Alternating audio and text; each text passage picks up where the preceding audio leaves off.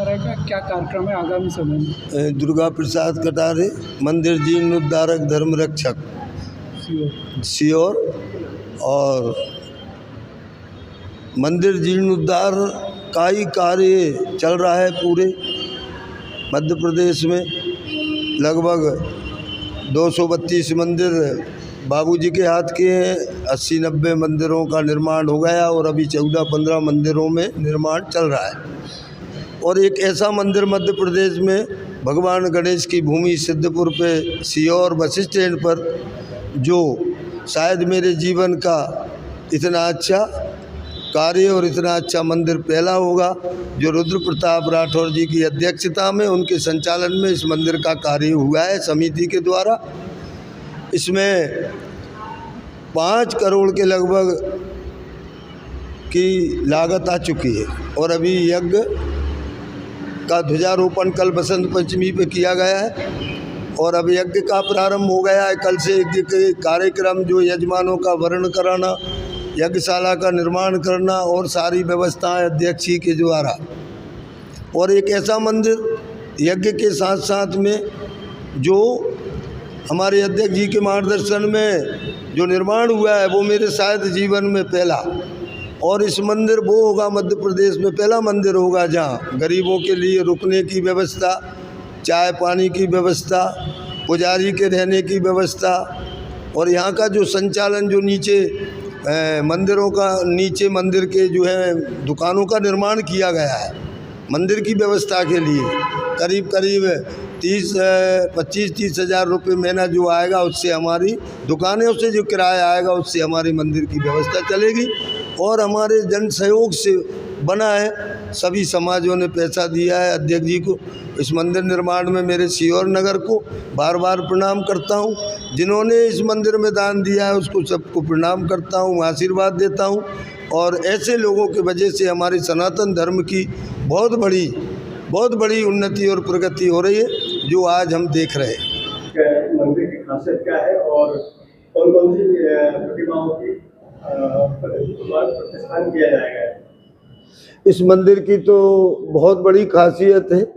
यहाँ प्राचीन हनुमान जी का मंदिर है, बाबा की मूर्ति नीचे विराजमान है। और यहाँ एक ऐसे संत थे जिनके दोनों नेत्र नहीं थे, सूरदास बाबा के नाम से उनकी ये तपोभूमि है। और ये मंदिर भी वास्तविक में बड़ा विचित्र भव्य प्रतिमाएं, हनुमान जी हमारे प्राचीन है, वो नीचे बैठे हैं, यथावत उन्हीं की मूर्ति बैठेगी। फिर राम दरबार, राम लक्ष्मण जानकी हनुमान जी की प्रतिमा पहला मंदिर होगा जो सीहोर में मध्य प्रदेश में, शायद जहाँ सप्तऋषि की मूर्तियाँ किसी मंदिर में नहीं। और फिर 2 ऐसे संत आपके पास बैठे हैं जो उनकी तपोभूमि है सूरदास बाबा की, और ब्रह्मलीन संत काशी प्रसाद कटारे महाराज जी, जिन्होंने 232 मंदिर और मध्य प्रदेश धर्म संघ के अध्यक्ष रहे, और उनकी प्रतिमा भी अध्यक्ष जी के द्वारा मंगाई गई है और उनकी स्थापना होगी।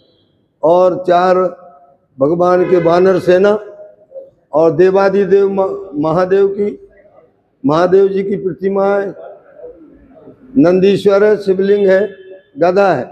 और सबसे बड़ी खासियत ये जो आप देख रहे हैं, 111 किलो का 1 घंटा, 111 किलो का 2 कुंटल 22 किलो के घंटे, जो शायद ही मध्य प्रदेश में किसी मंदिर में हो, जो यहाँ स्थापित होंगे। और प्राण प्रतिष्ठा 19 अप्रैल से 25 अप्रैल में यज्ञ प्रारंभ होगा।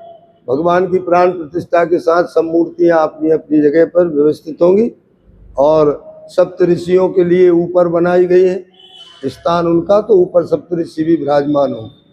ये बहुत बड़ा सीहोर में।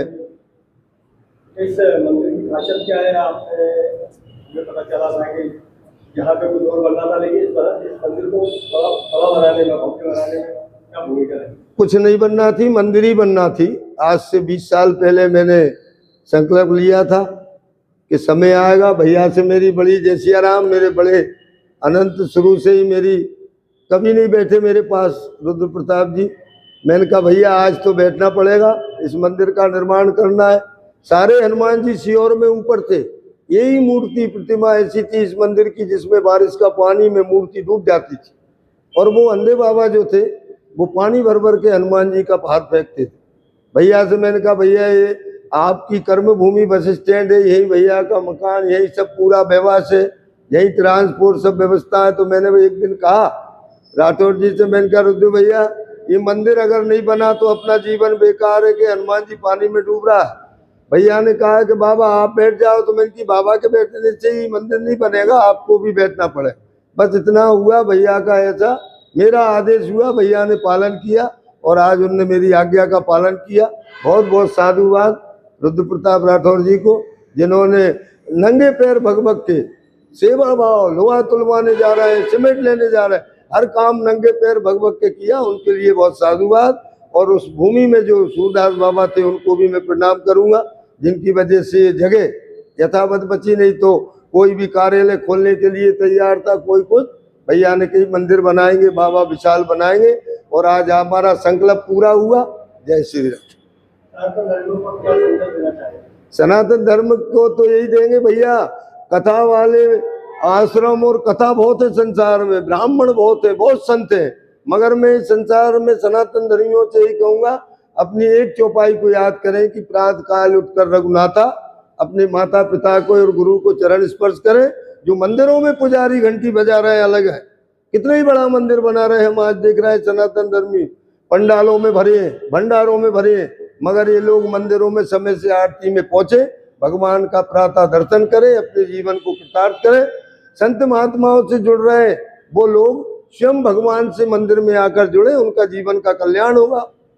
खासतौर पर युवाओं के लिए क्या संदेश है? युवाओं के लिए तो यही कहूंगा, आज जो मैं युवाओं को देख रहा हूँ संसार में, पूरे देश में, कि भैया ये नियम रामचरितमानस, राम और कृष्ण की भूमि में हम अपना जीवन और जन्म लिया है 84 लाख मनुष्य योनि में, ये बार बार नहीं मिलने वाली।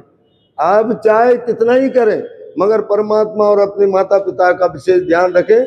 अगर माता पिता की सेवा नहीं की तो फिर संसार में ये मनुष्य योनि व्यर्थ